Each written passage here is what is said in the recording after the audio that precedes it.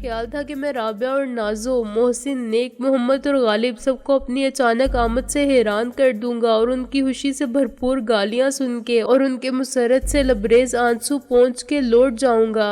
اے بسا آرزو کے حاک شدہ، مجھے ویرانے میں تنہا بھٹکنے والی روح کی طرح مرزا غالب ملا۔ باقی سب خبریں حوصلہ شکن ملی تھیں۔ 5-10 منٹ کی بجائے مجھے آدھا گھنٹہ لگ گیا تھا اور اب میں ڈر رہا تھا کہ اتنی دیر میں ایک حقیقی اور 2 زندہ لاشوں کے وجود کا راز فاش نہ ہو گیا ہو۔ وہ مختصر سا مجمع میں نے دور سے ہی دیکھ لیا جو شارلٹ کے آس پاس حیرت اور خوف کے ملے جلے جذبات کے ساتھ حلقہ بنائے کھڑا ہوا تھا۔ مجھے اپنی غلطی کا احساس ہوا۔ یہ سب باتیں میں فرصت پر اٹھا رکھتا تو اس نئی آفت سے بچ جاتا، لیکن باتوں باتوں میں آدھا گھنٹہ گزر گیا اور اتنی دیر میں کسی نے گاڑی میں پڑی ہوئی لاش کو دیکھ لیا۔ معلوم نہیں اب کیا ہونے والا تھا۔ مرزا غالب، میں نے کہا، اس گاڑی میں ایک عورت کی لاش پڑی ہوئی تھی، ایک ہندو عورت کومل کی لاش اور وہ بھی ایک عورت کی، عورت بھی ہندو۔ مرزا غالب نے سر پکڑ لیا۔